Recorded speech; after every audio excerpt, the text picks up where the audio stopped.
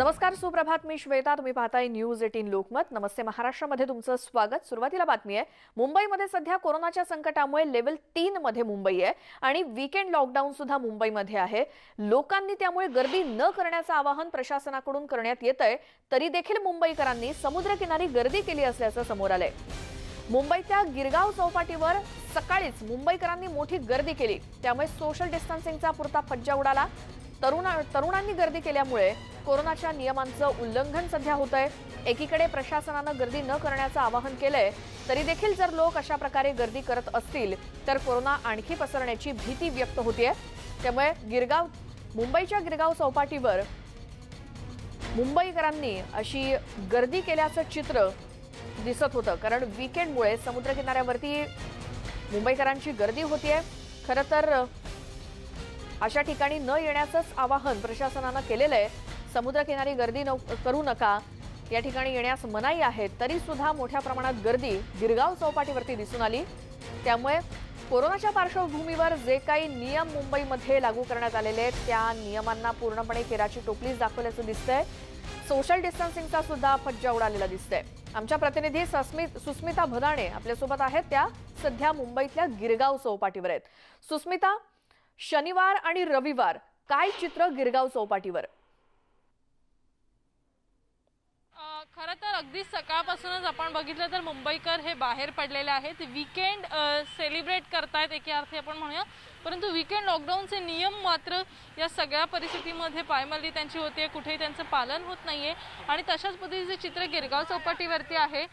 एकूणच मुंबईच्या समुद्रकिनाऱ्यापासून लांब राहा किंवा किनारी भागामध्ये येऊ नका अशा वारंवार सूचना देऊन सुद्धा नागरिक मात्र किंवा युवा वर्ग आपण मुख्यत्वे म्हणूया की इथे खेळण्यासाठी आलेला आहे. मित्रमंडळींसोबत मजा मस्ती सुरू आहे आणि सगळ्यात महत्त्वाचं म्हणजे या समुद्राच्या किनाऱ्यावरती हा जो एक रेड फ्लॅग लावण्यात आलेला आहे. अर्थात रेड अलर्ट सुद्धा भरती ओहोटीच्या काळामध्ये दिला जातो. तो रेड फ्लॅग दिलेला असताना सुद्धा सगळी लोक इकडे जमा आहेत. कुठल्याही पद्धतीने पोलीस किंवा कोणीही इकडे त्यांना हटकत नाहीये, हटवण्याचं काम सुरू नाहीये. आणि एकूण सध्याचं चित्रपट आता अगदी आपण समोर बघितलं तर ही मुलं कॅमेरा समोर आल्यानंतर आता कुठेतरी मास्क लावणं किंवा अशा पद्धतीची दृश्य आपल्याला दिसतात. चेहरा लपवून ही मुलं चाललेली आहेत. तर ही एकूण परिस्थिती आहे की लहान मुलांना सुद्धा घराबाहेर पडायचं आहे आणि त्यांना मजा मस्ती करायची. पण एकूणच कोरोनाच्या नियमांचं काय हा प्रश्न इथे पडतो आणि अशाच पद्धतीचं चित्र अगदी सकाळपासून आपल्याला दिसतंय. आपण बघितलं तर ही मुलं सुद्धा आता इकडनं जात आहेत. सॉरी. तर एकूण अशी परिस्थिती आहे की अगदी पालक सुद्धा आपल्या लहान मुलांना घेऊन इकडे आलेले आहेत. कोरोनाच्या अनेक निर्बंधांचा विचार करता अशा पद्धतीनं बाहेर पडणं खरं तर चुकीचं आहे. परंतु ना प्रशासनाकडनं या मुलांना किंवा या पालकांना समजवण्यात येत आहे, मास्क घालण्यासाठी सांगण्यात येत आहे. एक तरुण आपल्या सोबत इकडे आहे, त्याच्याशी आपण बोलूयात. तुम्ही सगळे लोक इकडे कशासाठी येतात? रोज खेळायला येतात का? काय परिस्थिती असते? रोज नहीं आते सर, वीकेंड्स को ही आते हैं. फुटबॉल नहीं तो क्रिकेट खेलने. लॉकडाउन आहे ना, पण वीकेंड लॉकडाउन आहे. बट वीकेंड में तो शाम को भी होता है. मीन्स ऐसे ही खेलते हैं, सब लोग खेलते हैं. हम लोग क्यों नहीं खेले? सगळे खेळतात. तुझे मित्र इथे असतात? है नहीं, देखो 4 है. अच्छा, हे सगळे मित्रमंडळी. पण तुम्ही मास्क वगैरे लावून कोणीच खेळत नाही आणि आपण म्हटलं कोरोना होऊ शकतो की नाही? पर हम लोग ने मास्क तो पहना है अभी. अब. अरे तो पहना तो है. तर एकूण आता अशी परिस्थिती आहे की इथे मोठ्या प्रमाणात युवा वर्ग आहे, पालक आहेत, लहान मुलं आहेत आणि वातावरण जरी कितीही आल्हाददायी असलं तरी सुद्धा कोरोनाच्या नियमांचं पालन करणं हे खूप गरजेचं आहे. एकूणच तिसऱ्या लाटेची शक्यता व्यक्त केली आहे. डेल्टा प्लसचा व्हेरियंटचा धोका आहे आणि अशा काळामध्ये चौपाटीवरती ही गर्दी आहे. प्रशासनाकडनं कोणीही यांना हटवलेलं नाही आहे. जे ठराविक वेळा आहेत त्या वेळासुद्धा वीकेंड लॉकडाऊनच्या काळामध्ये बदलण्यात आलेल्या आहेत. अशा सगळ्या परिस्थितीत मात्र मुंबईकर चौपाट्यांवरती आलेले, अगदी मरीन ड्राईव्हवरती आलेले किंवा इतर अनेक स्पॉट्सवरती वरळी वांद्रे सिलिंगच्या इकडनं प्रवास करताना, बँडस्टँडच्या इथे जाताना अशा अनेक ठिकाणी आपल्याला दिसतात. त्यामुळे आल्हाददायक वातावरण किती जरी असलं तरी सुद्धा कोरोनाच्या नियमांचं पालन करणं हे खूप गरजेचं आहे. श्वेता, सुस्मिता, मात्र सोमवार ते शुक्रवार मुंबईकर नियम पाळतायत का? म्हणजे गिरगाव चौपाटीवर तेव्हा गर्दी दिसत नाही का? आणि शनिवार रविवारीच दिसते. जिथे शनिवार रविवारी 2 दिवस पूर्णपणे लॉकडाऊन आहे, पूर्णपणे सगळं बंद आहे, नेमक्या त्याच दिवशी ही मोठी गर्दी आहे. नक्कीच, कारण परिस्थिती अशी असते की विकेंडच्याच दिवशी घराबाहेर पडणाऱ्यांची संख्या प्रचंड आहे. आता मरीन ड्राईव्ह या परिसरात जर आपण विचार केला तर अगदी सायकल्स ने सकाळची फेरी करणारे अनेक लोक आहेत, योगासनं करणारे लोक. अगदी काही वेळापूर्वी तर इकडे काही लोकांनी आपल्या आपल्या छोट्याशा खाण्याच्या पार्टीज सुद्धा केल्या होत्या, लहान मुलं होती. आत्ता काही अंशी संख्या जरी कमी असली तरी एक गोष्ट या सगळ्यामध्ये कॉमन आहे की जो एक बिनधास्तपणा आलेला आहे. म्हणजे पहिल्या काही दिवसांमध्ये एक भीती होती की या कोरोनाच्या काळामध्ये कशा पद्धतीने लोकांनी खबरदारी घ्यायला हवी, परंतु आता इकडे जरी आपण बघितलं तर या व्हेकल्स कोस्टलच्या याच्यासाठी पोलिसांना देणार आहेत की गस्त घालण्यासाठी किनारपट्टी भागामध्ये आणि चौपाटीवरती गस्त घालण्यासाठी या व्हेकल्स आहेत. पण या व्हेकल्स सुद्धा शनिवार रविवार आराम करतायत, ज्या पद्धतीने इकडचं प्रशासन करतंय असं म्हणावं लागेल. कारण कोणीही या नागरिकांना साधा मास्क किंवा आपण यापूर्वी सुद्धा बघितलं होतं मार्शल्स नेमण्यात आलेले होते की तुम्ही मास्क घालून ॲटलिस्ट तेवढी तरी काळजी घ्या जर तुम्ही घराबाहेर पडतायत. पण वीकेंड लॉकडाऊन म्हणजे मज्जा मस्ती अशा पद्धतीचं एक स्वरूप इकडे आलेलं दिसतंय. रेड फ्लॅग जो आहे समुद्राच्या भरती ओहोटीच्या काळात लावण्यात येतो तो सुद्धा आहे, परंतु तरी सुद्धा जे बेफिक्रीनं वागणं आपल्याला यापूर्वी पाहायला मिळत होतं तेच वागणं या वीकेंड लॉकडाऊनमध्ये सुद्धा पाहायला मिळतं. त्याच्यामुळे कुठेतरी जी काळजी घेणं गरजेची आहे ती दिसत नाहीये आणि म्हणूनच मुंबईकरांनी सतर्क राहणं खूप गरजेचं आहे आणि प्रशासनानं कडक नियमांचं पालन करणं सुद्धा तितकंच गरजेचं आहे. श्वेता. बरोबर. सुस्मिता, खूप धन्यवाद तुम्ही दिलेल्या माहितीसाठी.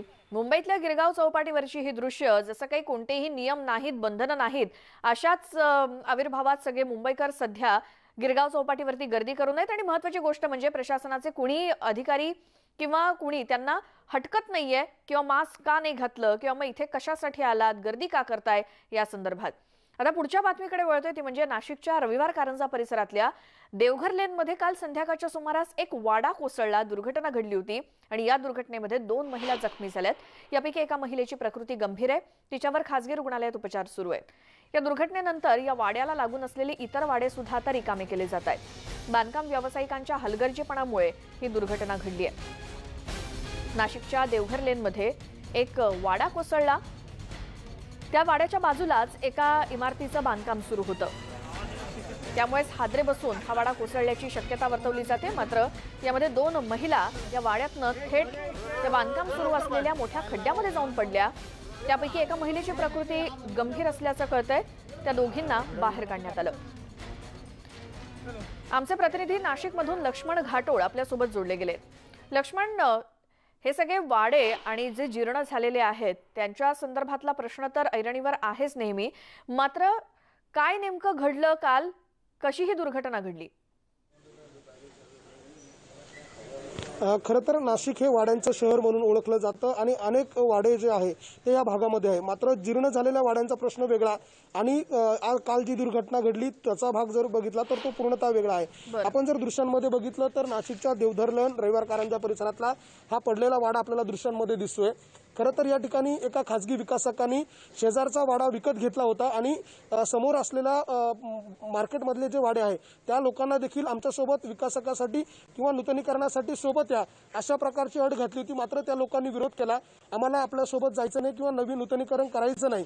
मात्र असं असताना देखील या खासगी विकासकांनी मागचा वाडा विकत घेऊन त्या ठिकाणी फोकलेनच्या माध्यमातून अशा प्रकारचं खोदकाम केलं. खरं तर नाशिक शहराच्या गावठाण परिसरामध्ये जेसीबीच्या साह्यानं, फोकलेनच्या साह्यानं जे आहे खोदकाम करू नये अशा प्रकारचे आदेश आहे. मात्र दृश्यांमध्ये जर आपण बघितलं तर आपल्याला या ठिकाणी जेसीबी लावलेला दिसतोय, फोकलेनच्या साह्यानं अशा प्रकारचं खोदकाम सुरू होतं आणि त्याच्याचमुळे ही इमारत जी आहे ती धोकादायक झाली. अचानक काल सायंकाळच्या सुमारास हा वाडा कोसळला आणि या ढिगाऱ्याखाली 2 महिला ज्या आहे त्या दबल्या गेल्या होत्या. त्यातल्या एका महिलेची प्रकृती जी आहे ती चिंताजनक आहे. नेमका हा सगळा घटनाक्रम किती दिवसापासून सुरू होता हे सांगण्यासाठी आपल्यासोबत या भागातले काही रहिवासी आहे. काय नेमकं प्रकरण आहे आणि ही घटना ज्यावेळेला घडली त्यावेळेला काय परिस्थिती या ठिकाणी होती? ही घटना घडली म्हणजे जवळजवळ बाजूचा जो वाडा आहे तिथे पूर्णतः कुठली मला तरी वाटते न परवानगी घेता खोदकाम करण्यात आलेलं आहे. आजूबाजूला पूर्ण मातीचे वाडे आहे आणि असे जर प्रत्येक शहरात प्रत्येक विकास करणाऱ्या माणसांनी जर कुठल्याही बाकीच्या परिस्थितीचा विचार न करता अशी जर परिस्थिती केली, गावठाण भागात मोठमोठे जेसीबी लावून खोदकाम केले तर ही परिस्थिती येऊ शकते. हा जो माझ्या बहिणीचा वाडा पडला आहे त्याला काही कारण नव्हतं, एकदम व्यवस्थित होतं, सुखरूप फॅमिलीवर 3ऱ्या मजल्यापर्यंत राहत होती.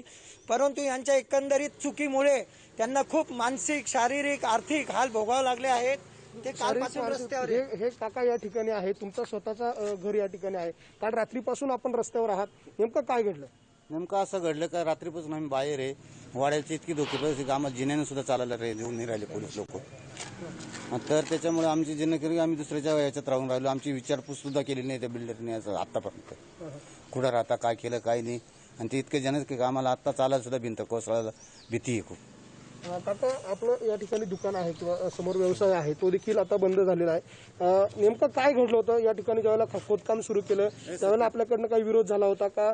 आणि या संबंधित खोदकाम करण्याला आपण नोटीस वगैरे काही दिली होती का? हे खोदकाम त्यांचे 2 महिन्यापासून चालू आहे आणि आम्ही त्यांना नोटीस पण दिलेली आहेत. महानगरपालिकेला पण नोटीस पाठवलेली आहेत.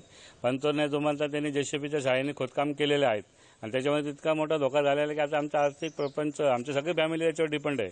उद्या ते हे लोक काय करणार आमच्यासाठी? आम्ही रस्त्यावर आलेलो आहे म्हणा, आता अक्षरशः रस्त्यावर आहे. सगळं प्रपंच आमच्या वरती अटकलेलं आहे. खाली पण प्रपंच आहे. धंद्या पाण्याचा विषय असतो आमचा रोजचा आणि त्याच्यावर कडक कारवाई व्हावी, त्याला अटक व्हावी आणि आमचं नुकसान भरपाई मिळावं एवढी आमची विनंती आहे. या संदर्भात आपण पोलिसांकडनं किंवा महापालिकेकडे काही तक्रार केली का? काय आपली आता मागणी असणार आहे? हा, आम्ही पोलिसांचे जबाब घेतलाय त्यांनी. हा, माझी मिसेस आणि सूनबाई वरतून खाली पडले, ते ढिगाऱ्यामध्ये अडकले होते. जवळच्या नागरिकांनी त्यांना काढलं बाहेर, त्यांना ऍडमिट केलं आणि माझा नातू आणि मुलगा तो मध्येच अडकले होते, त्यांना बाहेरून काढले ते खिडकी तोडून. आता हे सर्व आम्ही रस्त्यावर आहे, आमचं सर्व संपलं म्हटलं. आता हे राहायला मी वरतीच राहायचो, तर सर्व पडलं, आम्ही वाचलो. आता त्यांनी काय ते क्लिअर करावं आमच्याशी, आमचं नुकसान भरपाई करून द्यावा आणि बाकीचे त्यांना कडक कारवाई करून त्यांना अटकच करा. हा जो बांधकाम व्यावसायिक आहे ज्यांनी हे खोदकाम केलं त्यांनी यापूर्वी आपले वाडे देखील मागितले होते असं देखील सांगितलं जात आहे. नेमकं काय झालं होतं? त्यांनी आम्हाला काय सांगितलं, त्याचा फ्रेंड नव्हतं मिळत, तो आमच्या मागे लागला होता. तो म्हणे तुम्ही मला वाडा द्या, त्याच्यामध्ये मला 2 दुकानं द्या. आम्ही त्यांना विरोध केला, शेजारच्यांनी विरोध केला, आम्ही तुम्हाला देणार नाही, आम्ही आमचं पाहू. त्यांनी जाणून बुजून घालून खोदलं ते पाडण्यासाठी आणि काल सर्व खोडून ते खाली पडले. ते सर्व त्यांनी जाणून बुजून केलं, खून केलं आणि त्याने खाली पायामध्ये आमची जी बिल्डिंग होती तिथं पायामध्ये त्यांनी JCB चालवले आहे आणि खालची माती काढली त्यांनी, त्याच्यामुळे ते वरचं सगळं खाली आलेलं आहे. पक्की बिल्डिंग जेणेकरून आमच्या बिल्डिंगला धोका निर्माण होईल. जवळजवळ या हिशोबानेच त्यांनी हे काम केलं, कारण आम्ही त्यांच्या बरोबर संगमत होण्यास तयार नव्हतो. महानगरपालिकेच्या अधिकाऱ्यांना याबाबत तक्रार दिली होती का? त्यांनी याच्याबद्दल काही रिस्पॉन्स आपल्याला दिला होता का? किंवा त्यांनी पाहणी करून त्याला परवानगी दिली का? ते आता सांगता नाही येणार, पण त्यांनी आम्ही महानगरपालिकेला आम्ही कोरिअर आपल्या इथे नोटीस पाठवलेली आहेत. त्याचं आमच्याकडे सगळं प्रूफ आहेत, आमचं सगळं त्याचे प्रूफ आहेत आणि तो काही मनस्थितीत नव्हता ऐकायचा. आणि आम्ही आयला तर दादागिरी करायचा आमच्यावर धावून यायचा तो. आम्ही सांगितलं त्याला, अरे म्हणलं तडा गेलाय, तो तज्ञ बोलवा म्हणे, ते चेक करा म्हणे.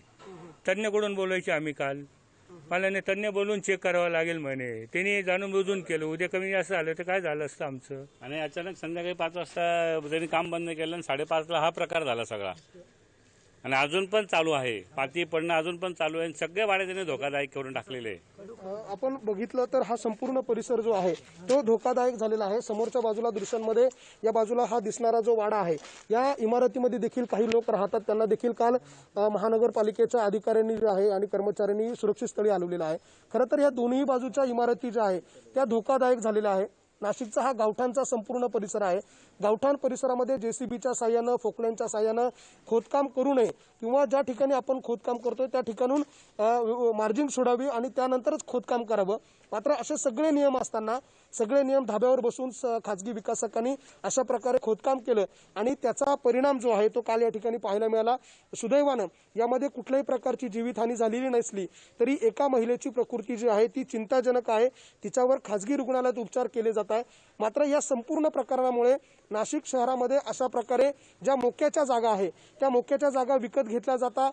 खाजगी विकासक त्या विकत घेतात आणि जे लोक देत नाही त्यांच्याकडून अशा प्रकारे त्यांना धोका निर्माण होईल, धोकादायक इमारती होतील असा प्लॅन करून अशा जागा ज्या आहेत त्या घेतल्या जातात आणि यासाठी महानगरपालिकेतील काही अधिकारी देखील याच्यामध्ये सहभागी असल्याचा आरोप इथल्या स्थानिक नागरिकांनी केलेला आहे। कारण प्रश्न असाच आहे की अशा प्रकारे खोदकाम केलं जातं, जेसीबीच्या साह्यानं खोदकाम केलं जातं। हा संपूर्ण परिसर जो आहे तो गावठाण आहे, गावठाणचा परिसर आहे। या भागातल्या ज्या जागा आहे मोक्याच्या जागा आहे आणि याच्या किमती ज्या आहे त्या करोडो रुपयांमध्ये आहे आणि त्याचमुळे अशा जागा स्वस्त दरामध्ये गिळंकृत करण्यासाठी बांधकाम व्यावसायिक जे आहे ते अशा प्रकारचं कृत्य करत असतात आणि त्यातूनच हा प्रकार घडल्याचं प्रथमदर्शनी दिसलंय। पोलिसांनी या प्रकरणी पंचनामा केला। महापालिकेच्या आयुक्त कैलास जाधव यांनी या प्रकरणी गंभीर दखल घेतलेली आहे। त्यांनी कारवाईचं आश्वासन दिलेलं आहे। या भागाच्या ज्या विभागीय अधिकारी आहे त्यांना या प्रकरणी जबाबदार धरलेलं आहे आणि त्यांच्यावर देखील कारवाईचे आदेश आयुक्तांनी दिलेले आहे। त्यामुळे आता या खासगी विकासावर पुढच्या काळात काय कारवाई होती हे बघणं महत्त्वाचं आहे। मात्र गावठाण परिसरातला जो संपूर्ण नाशिकच्या गावठाण परिसरामध्ये ज्या इमारती आहे नूतनीकरणाचा जो प्रश्न आहे तो आता पुन्हा एकदा ऐरणीवर आलेला आहे। याबाबत आता पालिकेने काहीतरी नियमावली ठरवणं गरजेचं आहे, अन्यथा अशा प्रकारच्या दुर्घटनांमध्ये या भविष्यामध्ये अनेकांचे जीव जाऊ शकतात। जी लक्ष्मण, खूप धन्यवाद तुम्ही दिलेल्या या माहितीसाठी आणि संवादासाठी। तर बिल्डरच्या चुकीमुळे वाडा पडला असा आरोप या वाड्यामध्ये राहणाऱ्या नागरिकांनी केलाय। पुढची बातमी, सोमवारपासून विधिमंडळाचं पावसाळी अधिवेशन सुरू होतंय। अधिवेशनाच्या पूर्वसंध्येचा चहापानाचा कार्यक्रम रद्द करण्यात आलाय। कोरोनाच्या पार्श्वभूमीवर महाविकास आघाडी सरकारनं हा निर्णय घेतलाय। संध्याकाळी 5 वाजता सह्याद्रीवर कॅबिनेट मीटिंग मात्र होणार आहे। मात्र अधिवेशन सुरू होण्याच्या आधी अधिवेशनाच्या पूर्वसंध्येला चहापानाचा कार्यक्रम परंपरेनुसार आयोजित केला जातो, तो मात्र कोरोनामुळे रद्द करण्यात आलेला आहे। मात्र मंत्रिमंडळाची बैठक होणार आहे आज संध्याकाळी 5 वाजता सह्याद्री अतिथीगृहावर।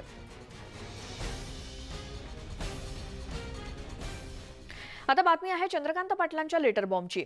चंद्रकांत पाटलांनी पुन्हा एकदा केंद्रीय गृहमंत्री अमित शहांना पत्र लिहिलंय। यावेळी पत्राचं 54 साखर कारखान्यांच्या विक्रीची चौकशी करावी असं या पत्राचं कारण आहे। तशी मागणी त्यातून करण्यात आली आहे आणि यासाठी अमित शहांना पुन्हा पत्र लिहिण्यात आलंय। या साखर कारखान्यांच्या विक्री प्रकरणामध्ये भाजपचे नेते जरी असले तरी त्यांचीही चौकशी व्हावी असं चंद्रकांत पाटलांनी आपल्या पत्रात म्हटलंय। तर सक्तवसुली संचालनालयानं राज्याचे उपमुख्यमंत्री अजित पवार आणि त्यांच्या पत्नी सुनेत्रा पवार यांच्याशी संबंधित असलेल्या जरंडेश्वर साखर कारखान्यावरती कारवाई केल्यामुळे राज्यातला कायदा पाळणाऱ्या नागरिकांच्या आशा पल्लवित झाल्यात। अशाच रीतीनं आणखी साखर कारखान्यांच्या विक्री गैरव्यवहारावरती तातडीनं कारवाई करावी, अन्यथा संबंधित व्यक्ती पुरावे नष्ट करू शकतात किंवा त्यामध्ये त्रयस्थ हितसंबंध निर्माण करून कायदेशीर प्रक्रियेला विलंब लावू शकतात, असे या पत्रातले मुद्दे आहेत। आणि महाराष्ट्रामध्ये यादी आहे लीड पिटिशन दाखल केलं होतं व्यवस्थित यादी गेली आहे। कुठला कारखाना कुठल्या दिवशी किती अमाऊंट येईल कुठे आहे व्यवस्थित आहे। ईडीला फार नाही काम करावं। आज माझं अभिप्राय वेगळं पत्र जाणार आहे की ह्या सगळ्याच कारखान्यांची चौकशी करा, यांच्या व्हॅल्युएशन काय होतं, ॲक्शन किती काय झाला, नंतर याच्यावर किती कर्ज घेतलं गेलं, नंतर या कारखान्यांचं काय झालं, असं मी आज नवीन पत्र देणार। माझ्या परवाच्या पत्रावरून कारवाई व्हायची।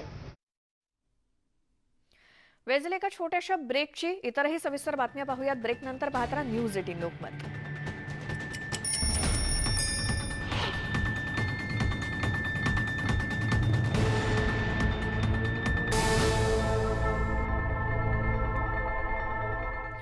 ब्रेकनंतर स्वागत। नमस्ते महाराष्ट्रमध्ये पुढची बातमी आहे, महाविकास आघाडी सरकार मराठा आक्रोश मोर्चाला घाबरलंय अशी टीका मराठा नेते नरेंद्र पाटील यांनी केली आहे। इतकंच नव्हे तर महाविकास आघाडी सरकार मोर्चा दाबण्यासाठी पोलीस यंत्रणेचा गैरवापर करत असल्याचा गंभीर आरोप त्यांनी केला।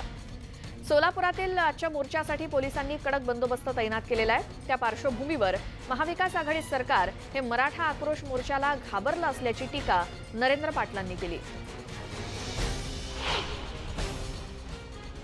महाराष्ट्रातील पहिला आक्रोश मोर्चा सोलापुरातून होतोय आणि त्या पार्श्वभूमीवरती सोलापूरमध्ये तगडा बंदोबस्त जो आहे पोलिसांचा तो लावण्यात आलेला आहे। जवळपास 3000हून अधिक पोलीस जे आहेत ते सातारा सांगली इथून मागवण्यात आलेले आहेत। त्या पार्श्वभूमीवरती हा मोर्चा होतोय। नक्की कशा पद्धतीचं स्वरूप असणार आहे, मोर्चा होणार आहे की नाही होणार आहे, या संदर्भात बोलण्यासाठी मराठा समाजाचे नेते आणि आयोजक या ठिकाणी आपल्या सोबत आहेत। नक्की त्यांची काय भूमिका जाणून घेऊया। सर, काय सांगाल? या ठिकाणी पोलिसांकडून कडक बंदोबस्त होतोय, काय सांगा? राज्यामध्ये पहिला मराठा आक्रोश मोर्चाची सुरुवात सोलापूर जिल्ह्यामध्ये करण्याचा आम्ही निर्णय घेतला। त्यावेळेपासूनच पोलीस प्रशासनावरती एक वेगळ्या प्रकारचा दबाव होता। आज हे स्पष्ट झालेलं आहे की महाविकास आघाडीची पूर्णपणे या ठिकाणी फाटलेली आहे. कारण फक्त एक सोलापूर जिल्ह्यामध्ये 11 तालुक्याचे दौरे केल्यानंतर 1 लाखापेक्षा जास्त लोक ज्या वेळेला सोलापूर शहरामध्ये जमणार हे प्रशासनाच्या लक्षात आल्यानंतर सोलापूर जिल्ह्याचं जे वातावरण आहे हे पूर्णपणे ह्या ठिकाणी बदललेलं आहे. बॅरिगेड्स तर इतके लावलेले आहेत की स्वातंत्र्य काळामध्ये अशा प्रकारे सोलापूरमध्ये कधी बॅरिगेड्स लावले नव्हते. या सोलापूर जिल्ह्यामध्ये कित्येक आंदोलनं झालेली आहेत, कित्येक मोर्चे निघालेले आहेत, परंतु अशा प्रकारच्या बॅरिगेड लावलेले नाही. हे स्पष्टपणे दिसून येतंय की काहींना परवानगी आणि काहींना दडपण्याचं काम हे महाविकास आघाडी पोलीस यंत्रणेच्या माध्यमातून करते.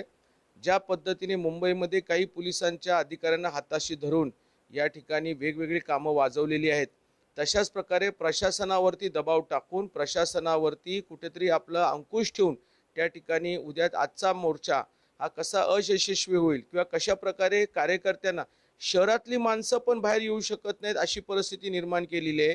प्रत्येक 11 तालुक्यामधली माणसं तर त्यांना तालुक्यांमधूनच बंदी करण्याचा कसा प्रयत्न केलेला आहे. 6 बॅरिगेड्स मुद्दामून लावलेले आहेत, परंतु कुठल्याही प्रकारे मराठा थांबणार नाही हे सरकारचं लक्षात द्यावं. एक जिल्हा बंद केला ह्याचा अर्थ महाराष्ट्र बंद करू शकणार नाही. जर एकाच वेळेला महाराष्ट्रामध्ये जर अशा प्रकारची विविध ठिकाणी आंदोलनं सुरू झाली तर एवढं लक्षात ठेवा, तुम्हाला पळण्यासाठी जमीन ही अपुरी पडेल एवढी लक्षात ठेवा. या संदर्भात आणखी अपडेट्स घेऊयात, माहिती घेऊयात. आमचे सोलापूरचे प्रतिनिधी सागर सुरवसे आपल्यासोबत फोन लाईनवरती आहेत. सागर, सोलापुरात होणारा मराठा समाजाचा आक्रोश मोर्चा, त्यासाठी कशी तयारी आहे, कसा बंदोबस्त, काय आणखी माहिती? खरं तर आज 4 जुलै रोजी हा मोर्चा, आक्रोश मोर्चाचं आवाहन केलेलं गेलं होतं. त्यानुसार तयारी देखील झालेली होती. सोलापूर शहरासह ग्रामीण भागातील जवळपास 11ही तालुक्यातील जे लोक आहेत ते मोठ्या संख्येने या ठिकाणी सोलापूर शहरामध्ये येण्यासाठी तयार असलेले आहेत. मात्र सध्या जी आपल्याला माहिती मिळते त्यानुसार पोलिसांनी सोलापूर शहरामध्ये तर कडक संचारबंदी लागू केलेलीच आहे.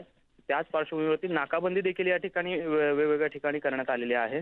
आपण जर पाहिलं तर सोलापूर शहरामध्ये देखील मोठ्या प्रमाणात जे बॅरिगेटिंग आहेत या ठिकाणी ते लावण्यात आलेले आहेत. त्यामुळे नागरिकांना शहरामधून शहरातले जे आक्रोश मोर्चात येणारे जे लोक आहेत त्यांना त्या ठिकाणी अडवण्यात आलेलं आहे त्यांच्या भागांमध्ये. त्यामुळे ते तिथपर्यंत पोहोचू शकतील की नाही असा एक प्रश्न या ठिकाणी उपस्थित होतोय. दुसरीकडे सोलापूर शहरापासून जे ग्रामीण भागातले जे मुख्य रस्ते येतात शहरामध्ये त्या ठिकाणी जवळपास 10 किलोमीटरवरती आणि 20 किलोमीटरवरती अशा 2 टप्प्यामध्ये त्या ठिकाणी बॅरिगेटिंग करण्यात आलेलं आहे. जी वाहनं ग्रामीण भागातून येणार आहेत ती त्या ठिकाणी अडवण्यात आलेली आहे. त्यामुळेच कुठेतरी आता जे आक्रोश मोर्चाचे जे समन्वयक आहेत, जे आयोजक आहेत त्यांच्याकडून या ठिकाणी टीका केली जाते की आमचा मोर्चा दाबला जातोय, सरकारने हा आवाज दाबण्याचा प्रयत्न करतोय, अशा पद्धतीचा आरोप आहेत किंवा जी टीका आहे ती या ठिकाणी करताना आपल्याला पाहायला मिळते. बरोबर सागर, मात्र मोर्चामध्ये किती मराठा बांधव अंदाजे सामील होतील आणि या मोर्चाला मुळात परवानगी आहे का? श्वेता, एक महत्वाची गोष्ट आहे की 2 दिवसांपूर्वीच मोर्चाला जी परवानगी आहे ती नाकारण्यात आलेली आहे. पोलीस आयुक्तांकडून तशा पद्धतीचं नोटीस देखील जारी करण्यात आलेली आहे. काही समन्वयकांना ताब्यात घेण्यात आलेलं आहे. जवळपास 100हून अधिक लोकांना जे आहे ते वेगवेगळ्या भागातल्या लोकांना ताब्यात घेण्यात आलेलं आहे. त्याचबरोबर जे मुख्य आयोजक आहेत त्यांना देखील नोटिसा देण्यात आलेल्या आहेत की तुम्ही कुठल्याही पद्धतीचा मोर्चा काढता येणार नाही आपल्याला. कुठल्याही पद्धतीचं लाऊडस्पीकर, मंडप हे सगळं जप्त देखील करण्यात आलेलं आहे. जिथून जो मुख्य मोर्चा जिथे विसर्जित होणार आहे किंवा तिथे भाषणं होणार आहेत त्या ठिकाणची सर्व जी काही मंडप व्यवस्था असेल, एकंदरीतच तिथली माईक व्यवस्था ही सगळी पोलिसांनी जप्त केली गेलेली आहे. त्यामुळे एकंदरीतच हा मोर्चा दडपण्याचा प्रयत्न होतो असा आरोप त्या आयोजकांकडून होतोय. सागर, धन्यवाद तुम्ही दिलेल्या माहितीसाठी. ज्या वेळेला मोर्चासाठी अनेक जण म्हणजे मराठा समाजाचे बांधव तिथे आक्रोश मोर्चासाठी जमा होतील, मात्र प्रत्येक ठिकाणी बंदोबस्त आहे, या मोर्चेकऱ्यांना पुढे येऊ दिलं जाणार नाही. त्यामुळे काय परिस्थिती निर्माण होते हे देखील आपण पाहणार आहोतच. मात्र सोलापुरात मराठा आरक्षण आक्रोश मोर्चा असल्यामुळे पंढरपुरात सुद्धा कडेकोट बंदोबस्त तैनात करण्यात आलाय. सोलापूरकडे जाणारी वाहनं अडवण्यात येत आहेत. गरज पडल्यास प्रवास करणाऱ्यांची रॅपिड टेस्ट सुद्धा केली जाते. याचाच आढावा घेतलाय आमचे प्रतिनिधी वीरेंद्र सिंह उत्पात यांनी.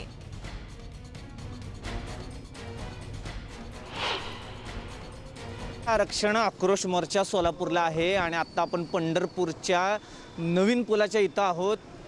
प्रत्येक गाडी ही तिकडं जाणारी चेक केली जाते आहे आणि ज्यांचा आवश्यक आहेत, जे सोलापुरात जाणार आहेत त्यांची रॅपिड टेस्ट केली जाते. पोलीस फौजफाटा इथं आत्ता सध्या आहे आणि एकंदरीत सोलापूरमध्ये संचारबंदी लागू केली आहे जिल्हाधिकाऱ्यांनी आणि जे आंदोलक आहेत ते तिथपर्यंत पोहोचू नये ह्याचा प्रयत्न प्रशासन घेत आहे.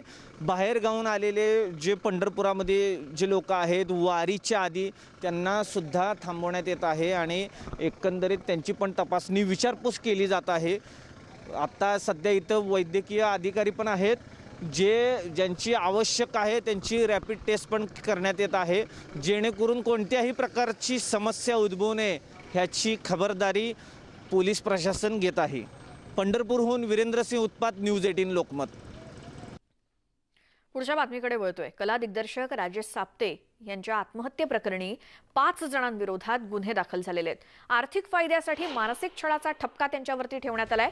यामध्ये एकाला अटक झाली आहे तर इतर चौघांचा शोध सुरू आहे असं पोलिसांकडून सांगितलं गेलंय. सुप्रसिद्ध कला दिग्दर्शक राजू साप्ते यांच्या आत्महत्येनंतर या प्रकरणाशी संबंधित असलेल्या 5 जणांवरती गुन्हे दाखल झालेले आहेत. त्यातील एकाला अटक देखील करण्यात आली आहे आणि इतर चौघांचा शोध सुरू असल्याची माहिती पोलिसांकडून मिळाली आहे. तर पिंपरीतील सुप्रसिद्ध कला दिग्दर्शक राजू साप्ते यांनी आत्महत्या केली. त्यांनी त्यांच्या राहत्या घरामध्ये गळफास घेतला. आत्महत्या करण्यापूर्वी एक व्हिडिओ त्यांनी तयार केला आणि लेबर युनियनचा एक पदाधिकारी त्रास देत असल्याचा आरोप केलाय. वाकड पोलीस ठाण्यात या प्रकरणाची कारवाई सुरू आहे. गुन्हे दाखल करण्यात आलेले आहेत. लेबर युनियनचे पदाधिकारी राकेश मौर्या याच्या जाचाला कंटाळूनच माझ्या पतीनं आत्महत्या करण्याचं पाऊल उचललं, त्यामुळे राकेश मौर्याला कठोर शासन होऊन माझ्या पतीला न्याय मिळायला हवा अशी मागणी राजू साप्ते यांच्या पत्नी सोनाली साप्ते यांनी केली आहे. न्याय तर पहिले मिळाला पाहिजे, पण त्या माणसांनी त्यांच्याकडनं डिमांड केली. युनियन लेबर राकेश मौर्या म्हणून आहे, त्याचं म्हणणं होतं का तुम्ही आमच्याकडे माणसांचं पेमेंट आमच्या युनियनमध्ये जमा करायला पाहिजे होतं, ते केलं नाही म्हणून तुम्ही आता सगळा 2016पासूनचा हिशोब आमच्या ह्याच्यात जमा करा, नाही तर मग पेनल्टी म्हणून 15-20 लाख रुपये द्या कॉम्पन्सेशन म्हणून, अशी सगळी डिमांड केली. त्यामागे जे लोक आहेत त्यांचा व्हिडिओ पाहिल्यानंतर असं दिसून येतं प्रथमदर्शनी की काही युनियनच्या लोकांनी जे राकेशजी मौर्या आणि त्यांच्या सहकाऱ्यांनी त्यांच्यावर वारंवार दबाव टाकला. हे अतिशय दुर्दैव आहे. मराठी कलावंत अडचणीत असताना अशा प्रकारे टेक्निशियनला त्रास देणं हे चुकीचं आहे. अखिल भारतीय मराठी चित्रपट महामंडळ हे कधीच सहन करणार नाही. आम्ही ताबडतोब माननीय गृहमंत्री, माननीय मुख्यमंत्री आणि पुण्याचे पोलीस आयुक्त यांना मेल केलेले आहे, त्यांना भेटतही आहोत. आम्ही सर्वजण त्यांच्या कुटुंबाच्या बरोबर आहोत. दरम्यान या प्रकरणी शिवसेनेचे खासदार गजानन कीर्तीकर यांनी मुंबई पोलिसांना पत्र लिहिलेलं आहे. राकेश मौर्या याच्या जाचाला कंटाळून पिंपरीतील सुप्रसिद्ध कला दिग्दर्शक राजू साप्तेंनी आत्महत्या केली आणि ही बाब अत्यंत गंभीर आहे. त्यामुळे पोलीस विभागानं वेळीच हस्तक्षेप करून राकेश मौर्या आणि त्याचे सहकारी यांच्या विरोधात कारवाई केली असती तर राजू साप्ते यांना आत्महत्या करावी लागली नसती. तरी उपरोक्त घटनाक्रम लक्षात घेता राकेश मौर्या विरुद्ध सदोष मनुष्यवधाचा गुन्हा दाखल करावा अशी मागणी शिवसेनेचे खासदार गजानन कीर्तीकर यांनी पत्राद्वारे केली आहे. आमचे प्रतिनिधी गोविंद वाकडे आपल्यासोबत आहेत पिंपरी चिंचवडहून फोन लाईनवरती. गोविंद, आपण कालपासून हे सगळं प्रकरण पाहतोय. 5 जणांवरती गुन्हे तर दाखल झालेले आहेत, मात्र गजानन कीर्तीकर यांनी एक पत्र लिहिलंय. काय काय मुद्दे त्यांनी त्यात मांडलेत? अर्थातच या सगळ्या घटनेमुळे चित्रपट सृष्टी जी आहे त्यामध्ये प्रचंड खळबळ उडालेली आहे. आपल्याला माहिती आहे की चित्रनगरीमध्ये 40हून अधिक ज्या संघटना आहेत त्या कार्यरत आहेत आणि त्यापैकी 10 ते 12 ह्या राजकीय पक्षांच्याही संघटना आहेत. त्यामुळं या प्रकरणातला जो आरोपी आहे राकेश मौर्य तो कोणत्या राजकीय पक्षाच्या संघटनेशी निगडीत होता का हेही आता पोलिसांना तपास करावा लागणार आहे. अर्थात त्याच्यासह इतर 4 जणांवर गुन्हे दाखल करण्यात आलेले आहेत आणि त्याचबरोबर एकाला अटकही केल्या गेली आहे. मात्र मुख्य आरोपी ज्याच्यावर राजू साप्ते यांनी आपल्या निधनापूर्वी आत्महत्यापूर्वी जे व्हिडिओ केला होता आणि त्यातनं जे आरोप केले होते तो मुख्य आरोपी अजूनही फरार आहे. गुन्हे दाखल झालेले आहेत. पुढील तपास जे आहे तो पोलीस करतायत. मात्र एकंदरच या घटनेमुळं पुन्हा एकदा एक काळी बाजू चित्रपट सृष्टीतली समोर आलेली आहे. राजेश आपटे हे अत्यंत संवेदनशील मनाचा माणूस होता. अनेक मोठ्या चित्रपटाचे वेगवेगळ्या सिरियल्सचे सेट त्यांनी उभारलेले होते. त्यांच्याकडे 5 कामं होती अशाच पद्धतीचे. मात्र संबंधित जो आरोपी आहे तो त्यांना तगादा लावत होता, पैशाची मागणी करत होता आणि याच मानसिक छळामुळे त्यांना आपला जीवन संपवावं लागलं. अशा पद्धतीची तक्रार जी आहे थोडंसं थांबवते. मात्र शिवसेनेचे खासदार गजानन कीर्तीकर आपल्यासोबत फोन लाईन वरती जोडले गेलेत. कीर्तीकरजी, खरं तर खूप भयानक प्रकार आहे. मात्र हे प्रकरण आधी पोलिसात होतं का? तुम्ही ज्या पत्रामध्ये काय काय नेमकं नमूद केलंय, काय व्हायला हवं होतं, काय सांगाल? आता बघा, हे बॉलिवूडमध्ये, मुंबईमध्ये विशेषतः फिल्म इंडस्ट्रीमध्ये फार मोठ्या प्रमाणात दादागिरी करणारे युनियन वाले घुसलेले आहेत. आणि त्यांचं काय असतं की हे जे प्रोड्युसर असतात किंवा फिल्म मेकर असतात त्यांची अडवणूक करायची, कामगारांना हाताशी धरून, आणि अशा तऱ्हेचं अडवणूक केली गेली. आणि हे सगळं प्रकरण जे आहे ते जवळजवळ गेले 3-1 वर्ष मी हाताळतोय. बरं, त्या युनियन मध्ये जी दादागिरी केली जाते, त्यांचा जो गैरव्यवहार केला जातो, त्यांचं ट्रेड युनियन 1938च्या ऍक्टच्या अन्वये कुठलेही पालन केलं जात नाही, त्या सगळ्या गोष्टी मी मांडलेल्या आहेत शासनाच्या समोर. मी हे प्रकरण जे आहे विशेषतः युनियनच्या गैरकारभाराबद्दल आणि सगळ्यात महत्वाचं पोलीस स्टेशनला सगळीकडे यांचा जे काही गुन्हेगारी प्रवृत्तीने वागणूक करतात आणि हे कधीतरी क्रुएल्टी करत असतात मधून आणि दमदाटी करत असतात. या सगळ्या गोष्टीवरती आळा घालण्यासाठी मी प्रयत्न करतोय. पण यांचे हात मिळवणे, पैशाचा एवढा जबरदस्त बॅकिंग आहे या लोकांना की त्याच्यामुळे हे सगळीकडे आम्ही केलेल्या कारवाई असफल ठरत आलेली आहे. त्याच्यातला हा बळी आहे. मी माझी प्रतिक्रिया माझ्या पत्रात दिलेली आहे. डीसीपीला मी जाऊन म्हणजे माझ्या कार्यकर्त्यांनी पत्र दिलंय आणि ह्या युनियनच्या वतीने आम्ही सुद्धा निषेध मोर्चे काढणार आहोत. बरं, मात्र आणखी किती जणांचे जीव गेल्यावर ही युनियन लीडरची दादागिरी थांबणार आहे? मात्र त्यासाठी काहीतरी तातडीनं करण्याची गरज आहे. तातडीने मॅडम आम्ही करणार आहोत, मी सांगतो तुम्हाला. बरं, मात्र हा जो काय गोरख धंदा चालला आहे युनियन मधला, कळले की नाही, आता हे अति झालेलं आहे. आता हे मृत्यू झालाय एका चांगल्या कलाकाराचा, चांगल्या डायरेक्टरचा, आणि त्याच्या विरोधात आम्ही फार मोठ्या प्रमाणात आंदोलन करणार आणि ह्यांची दादागिरी आम्ही गप्प केल्याशिवाय आम्ही शांत बसणार नाही. बिलकुल. गजानन कीर्तीकरजी, खूप धन्यवाद. तुम्ही न्यूज 18 लोकमतशी बोललात आणि ही खूप चांगली गोष्ट आहे की स्वतः गजानन कीर्तीकर यामध्ये लक्ष घालून, खरं तर गेल्या 2-3 वर्षापासूनच ते या बाबतीमध्ये लक्ष घालतायत. मात्र तरी सुद्धा त्यांना अपयश येते असं ते म्हणतायत. त्यामुळे या युनियन लीडरची दादागिरी कुठेतरी थांबवायला हवी, जेणेकरून इतरांचे जीव वाचतील, असं या संदर्भातलं की त्या आशयाचं पत्रच त्यांनी सध्या मुख्यमंत्र्यांना लिहिलेलं आहे की कारवाई त्वरित व्हावी. या बातमीसोबत आणखी एक छोटासा ब्रेक घेणार आहोत. पाहत राहा न्यूज 18 लोकमत.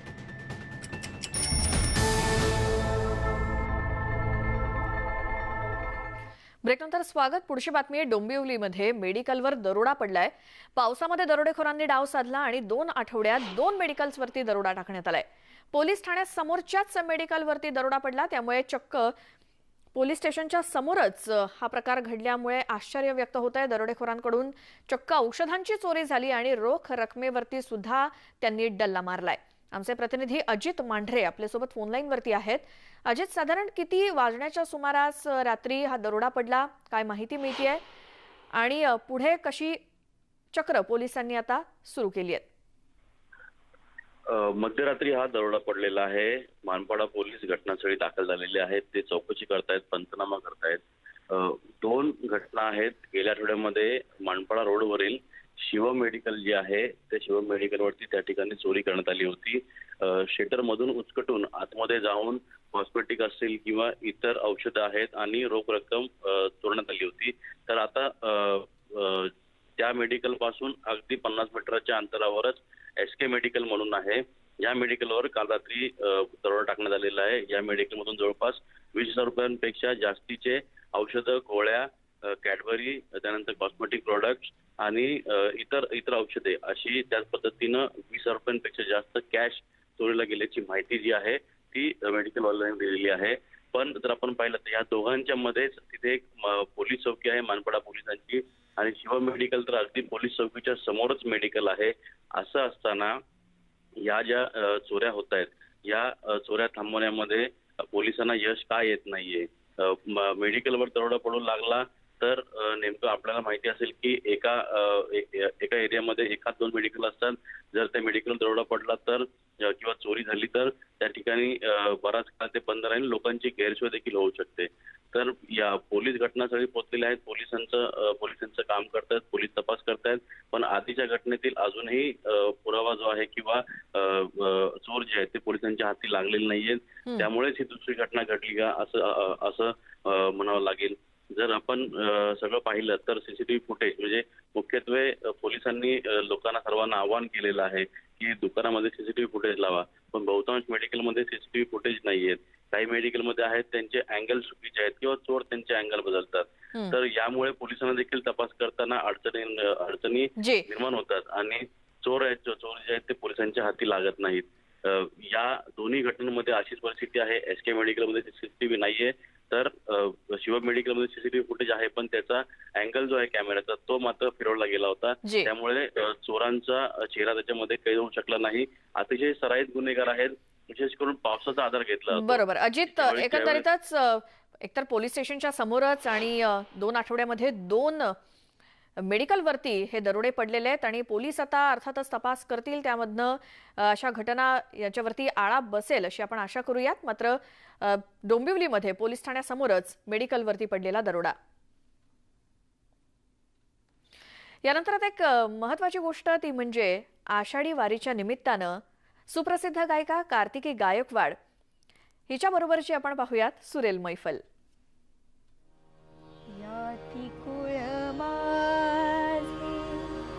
गेले हरपोनी श्रीरंग वाचोनी अनुनेने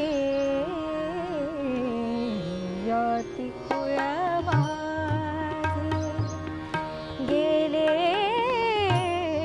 हरपोनी श्रीरंग वाचोनी अनुनेने